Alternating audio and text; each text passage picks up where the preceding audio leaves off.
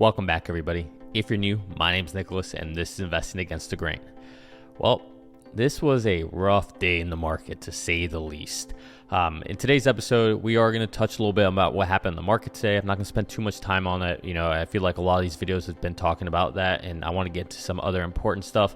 We're also going to talk about a lot of this FUD and misinformation and the constant full court press against Tesla with the narrative from the media and just people just coming out with more stuff left and right, trying to, for what it seems like, cancel Tesla as a company, cancel Elon Musk. I mean, that's what it feels like, at least. And then, because it's the weekend coming up, I always like to end the week with a positive note. And so hopefully, the way we end this is going to be a positive message, just thinking bigger beyond ourselves, bigger than the stock market, and thinking more so about humanity. And with that, we're going to end the episode talking about some SpaceX, Elon Musk news that happened last night. So before we get into it, do me a favor, hit the like button, hit the subscribe button, ring that bell, and let's get into it. Starting off with the stock market today. Okay, we closed not too long ago. You can see here we closed at $860, literally flat. Right, you very rarely see it, with double zeros like this from the cent perspective. After hours, we're down a little bit. It's going up and down. But what happened?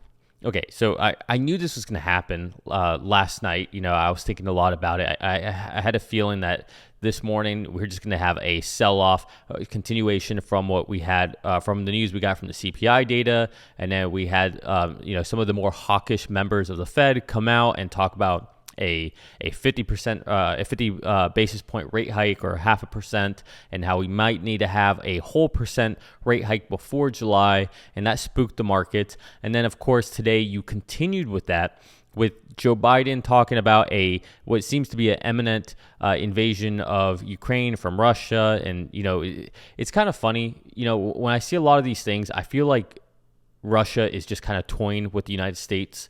I think Russia is especially someone like Putin, he's the king of being someone who is going to be deceptive and have counterintelligence. And it almost seems like all this stuff that we're getting fed is stuff that Putin wants us to be fed. Like, it doesn't seem like they would strategically, intentionally go and, tell everybody that they're going to invade before they do anything. On top of that, right now, their biggest ally, China, is hosting the Olympics. It just doesn't seem like this is the time they would do anything, if they're even going to do anything. So we'll see. I mean, a lot of this might just be for show. A lot of this might be, because they actually want to invade. We'll see what happens. I mean, I hope it doesn't happen. It's not good. At the end of the day, it's human lives in the middle of this. I actually have a very close friend of mine, Markian. He's from the Ukraine. His wife's from the Ukraine. I've known him for a long, long time. And, they have family that, are essentially going to be affected by any of this if Russia does invade. So, I don't want us to go to a war. I don't want Russia to invade. I want to keep the peace. I just hope that's what happens. But anyways, getting off topic there. I think this spooked the market for sure. We'll see what happens next week. But, it seems like, that's what the sell-off was about. A mix of the CPI reading, right? It's inflation of 7.5%. The Fed coming out, well, certain members of the Fed coming out talking about a 50 basis point rate hike, and then more rhetoric, more news, more talk about what's going on with Russia and Ukraine. And I just think we're in this place in the world where everything is so heightened right now. You have what's going on in Canada with the truckers blocking anything moving between the U.S. and Canada, trying to get rid of vaccine mandates. I mean, there's just so much going on right now. Everything's in a very heightened state, and we need to do something to let the air out of this balloon, right? It's like everything needs to calm down, and we need some way to do that. Okay. Moving on, let's talk about some of this FUD that we've been hearing with regards to Tesla, with all these recalls. So let's take a look at this article first. So this article was written by Reuters, David Shepardson, you can see here. If I scroll down here, well, you can see the headline here first. Tesla recalls over 500,000 U.S. vehicles to fix pedestrian warning sounds. So let's read the actual article. Okay, electric car maker Tesla Inc. is recalling 578,000 vehicles in the United States because pedestrians may not be able to hear a required warning sound of an approaching car due to loud music or other sounds played by its boombox feature a U.S. regulator said on Thursday. Tesla has issued 10 U.S. recalls over the last 4 months, including 4 in the last 2 weeks. The Texas-based company has come under increasing scrutiny from the National Highway Traffic Safety Administration, NHTSA. Tesla said it was not aware of any crashes, injuries, or fatalities related to the vehicle's alert issue and that spurred the latest recall. I'll read just a little more here. Tesla's recalling some, they talk about what's recalled here. Okay, vehicles, because of the boombox function, allow sounds to be played through the external speakers while the vehicle is in motion, and that may obscure the required pedestrian warning system sound. NHTSA said they failed to comply with the federal motor vehicle safety standard on minimum sound requirements for electric vehicles. Tesla will perform an over-the-air update and fix all this essentially. Okay, so several of Tesla's recent recalls have come soon after NHTSA's raised questions. Okay, so anyways, so you get the gist of the article here, okay?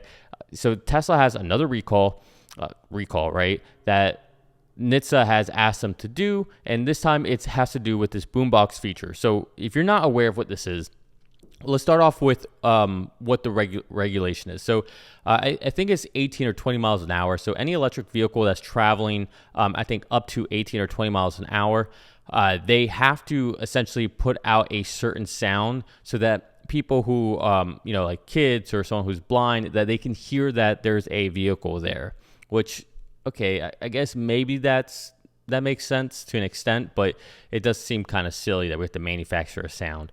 But I get it. Like, there's some people who, like blind people, right? So, okay, I'm definitely empathetic towards that. But this idea that because this feature that Tesla added, right, this is, again, they're just trying to kill fun, NHTSA and everyone else. So, right, at first Ford killed sexy, and now NHTSA's killing fun. That's what's happening here. So this feature with the boombox essentially allowed people, kids, whatever, to be able to use the external speakers to, have a funny voice. And, it's like it modifies your voice and you can say whatever you want, essentially a loudspeaker going out where you could just use as a mic. Now, what NHTSA is saying is that this violates the rule that, for vehicles, electric vehicles, that have to have a certain amount of sound that's coming out, which, could allow other people not to know that there's a vehicle there. Okay, so here's the real question. If that's the case, if I roll my windows down, I have music playing, or if I'm using that loudspeaker, wouldn't that let people know that there's a car there or someone's there or there's an object there making sound? Right? So if the argument is that if you're using it, this other car sound can't come out, it's like white noise, like fake noise. It's not anything that's real. You don't think a mic being used at this boombox feature would do the same thing? It would allow someone to know, hey, there's a object over here, especially if we're talking about someone who's blind. Like, it just doesn't really make a lot of sense to me. And the worst part about this is, the way the article was even worded, right? And again, all these articles, everyone just wants clickbait to just get attention, right? Especially all these news medias, these blog posts and everything, because that's how they get traction. But to sit there and continually say that these are recalls as if this was a defect, okay, we have this one here. So this was for the boombox, right? Then we also recently had the recall for the rolling stops, right? Again, a feature that would have only been able to be used if you chose intentionally aggressive mode. And all would happen is if you go to a four-way stop and if there are no other vehicles around, no pedestrians around, the vehicle would, instead of going to 0 miles per hour, would go to 2 miles per hour, and then it would just continue to go, right? This was a feature. And for them to call it a recall is just ridiculous, especially when Tesla's changing these with just over-the-air updates, saying, okay, you don't like that? Okay, we'll nix it from the code and we'll change it. That's it. Right? It's just crazy. So they did the boombox, they did the rolling stops, which is silly, and then they disabled people to be able to play games. So like a passenger wouldn't be able to play a game while the car was moving. Okay, again, this is ridiculous. I get the idea of saying, okay, well, it could be unsafe if a driver was playing the game, right, looking over at their center console, which is essentially like a huge iPad, and they're playing a game. Okay, yeah, that's fair. I agree with that. But then are you going to ban cell phones from cars? You know how many people I know sit there and play FIFA on their phone while they drive? Like, are you kidding me? You know how many people I know that sit there and just text or play Candy Crush while they drive? Right? You see it all the time. So if you're going to ban that, then ban cell phones in general. Okay, who's to say that that's not what someone's doing? I mean, it's just crazy. Like it's them trying to kill fun. Okay, at the end, at what point are we allowed to make decisions for ourselves as humans? At what point am I allowed to say, okay, I'm an adult, I shouldn't be playing a video game, I shouldn't be texting while I drive, and if I do and I get an accident, I'm stupid and that's my fault and I need to take responsibility. And if I affect others, guess what? They have the right to sue me for being stupid. That's how this world works. All right, we can't sit there and bubble wrap every single thing, and this is just yet another one of these. And again, to call all of these safety recalls is just ridiculous. Okay, it's just, this is the kind of thing that just really starts to piss me off. And it's also happening with full self-driving, right? We have it with full self-driving as well, right? You see one little mistake that full self-driving might do, and you have YouTubers, beta testers putting all this out there intentionally, right? They're showing where it is. It's a beta software, for goodness sake, people. It's beta. That means we're working on it. And they freak out if it makes any little mistake. Oh, it went into a railroad track. Oh, it swerved a little bit. You know how many mistakes I see every day driving from here to my gym, which is less than a mile away? You know how many accidents that we almost get into from people trying to hit us? It's ridiculous. You know how many people I see driving down a one-way road? But I don't see that anywhere in the news. And I don't see anybody trying to fix those people and all the mistakes they're making. At least full self-driving aims to fix that. Now, I know I may seem a little pissed right now, but this is something I'm passionate about. This is ridiculous. We are sitting there and we keep having all the media we have, and I don't care if this sounds conspiracy but we have companies like GM and Ford, right?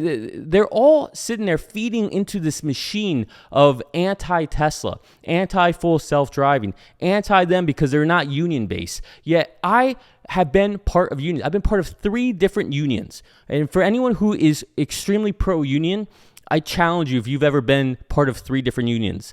Okay, and I'm telling you right now, not a single one of them wasn't corrupt. Now, did I get some good benefits from some of them? Yeah, sure. But at the end of the day, when I left those 3 unions to work for a private company, I had the best benefits I ever had. Okay, and when I say private, I mean non-unionized. Okay, they just treat us as employees. We got a stock purchase plan. I mean, it was just amazing. And they treated us better. They didn't treat us like a number. All right, with a union, the union wants you to think that you work for the union. You don't work for the company you're working for. So then how can anybody ever really take pride in their work? Okay, it's honestly a horrible system. Unions were excellent when they were needed, but this is 2022. They're not needed anymore. Anyways, I get pretty passionate about this. This stuff really starts to piss me off, especially when I see all this FUD and all this just this anger and this attempt to smear a company that tries to do nothing but good. Okay, and that leads me into the next, I don't want to say it's FUD, but I'm sure you guys have seen this lawsuit that's going on right now with Tesla. Okay, and I'm not saying that there wasn't discrimination or anything going on like that. I don't know the details. Okay, if there was discrimination, honestly, anybody who was part of that should be fired. Okay, there's no tolerance for that. There's no tolerance for racism. Like, that's ridiculous. Okay, again, we're in 2022. Racism, anything of that nature should be stripped out of it. Okay, but here's the problem. Within this entire lawsuit, and I don't know everything that has to do with this legal document, but the fact that this is even in here, right? Look at this. Tesla's Fremont factory is the only non-union major American automotive plant in the country. Right? It's just weird that within a lawsuit about racism, that this is even in there. And again, maybe this is just really benign and it has nothing to do with anything, but here's the problem. With all this other rhetoric going on, you see something like this, and you just implicitly think, okay, this is just, again, another smear. Who's helping them? What's all this about? And if there is a true case of racism here, it makes you discredit this because there's so much FUD against Tesla. So much FUD that we, not just Tesla investors, not just, people who like Tesla, even people who don't like Tesla, but they see it and they're like, that's clearly BS. But it makes you discredit anybody who says something like this. Okay, so there's other ramifications to this. Now, this might be a controversial take, but it's something that I think I feel very strongly about. Part of this whole lawsuit tries to criticize Tesla for not having enough people of certain races on their board, okay, or certain ethnicities on their board. If you ask me, if you're judging a certain company based on having X amount of a certain race or ethnicity, that's the definition of racism. That is not hiring based on on a person's abilities and talents and how they contribute to a company. All right, that's what we should be doing. The fact that every single thing we do is charged with something to do with race, the fact that everything we do has to be, well, how many white people do you have? How many black people do you have? How many Hispanics do you have? How many Indian people do you have? Right? Like, this is ridiculous. All right, and I'm Hispanic, for those of you who don't know. Okay, so I know you look at me, you might think, oh, this is just another white guy talking. No, I'm Hispanic. I was born in Chile. Okay, Spanish is my first language. All right, so this isn't me, some random white guy saying this. I believe that people should be hired based on their merit.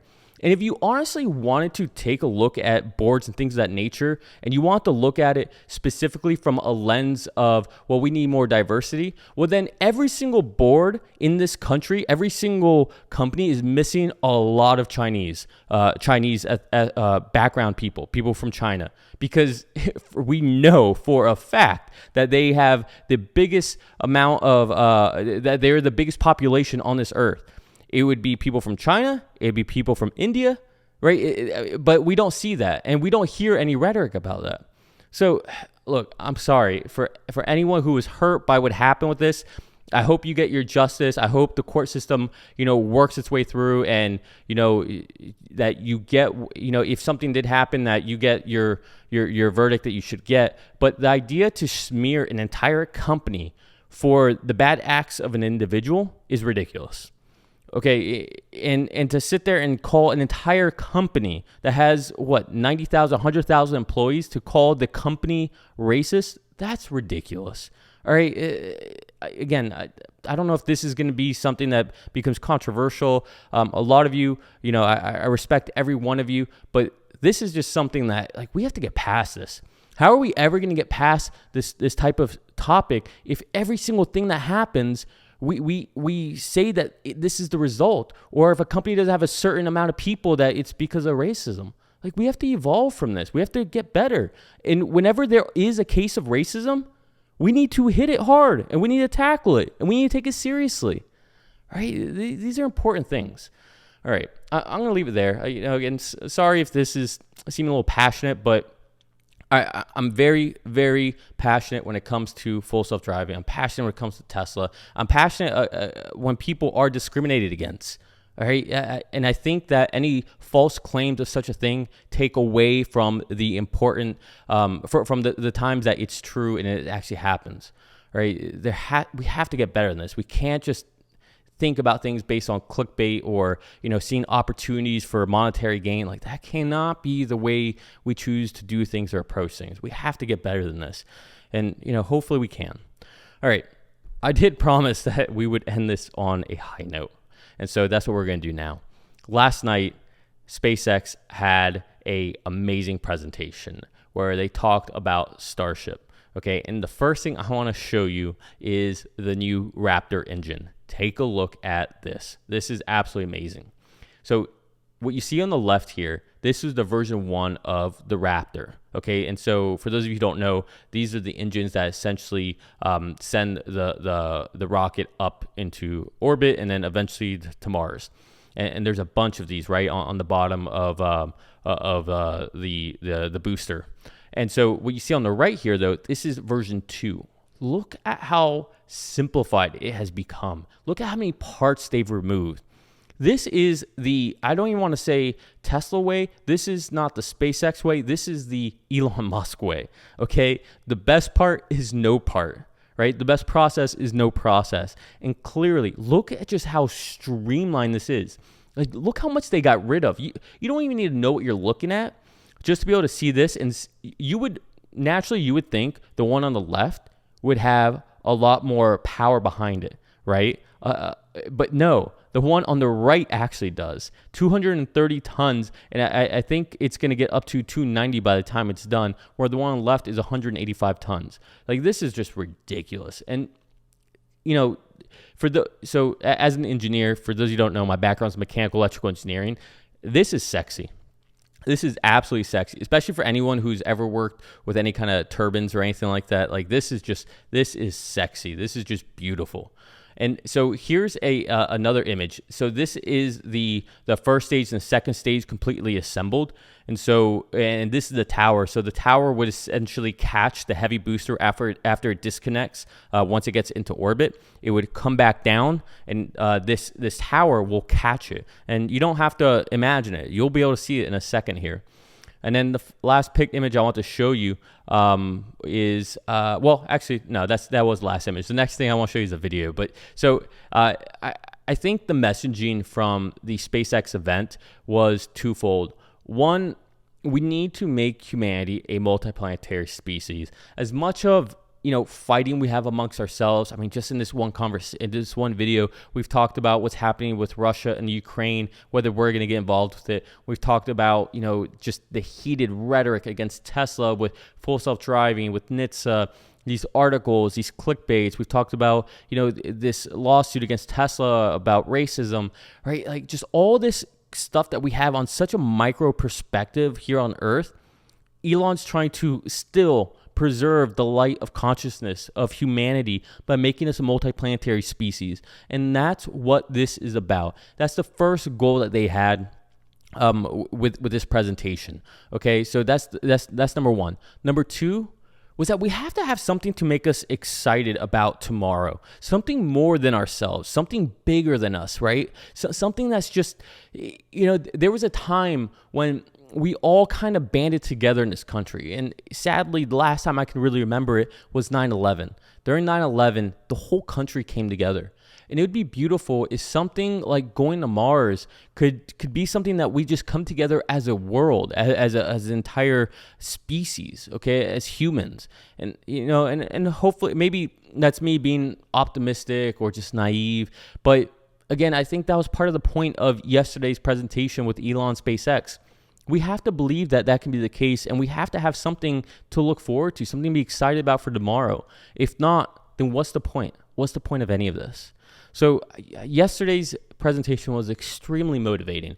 If you didn't see it, you can pretty much sum it up with this video I'm gonna leave here at the end. Watch it if you want. I'll give you a quick synopsis. It's essentially you seeing the entire Starship stack together, the first and second stage. You see it going off up into orbit. You'll see the heavy booster disconnecting. It comes back to Earth. It lands by getting caught in the tower. The tower catches the heavy booster as it lands, and then you see the upper stage refuel up in space. Right? It's this new idea they have for fueling in space, and then it goes to Mars, and then it lands in Mars.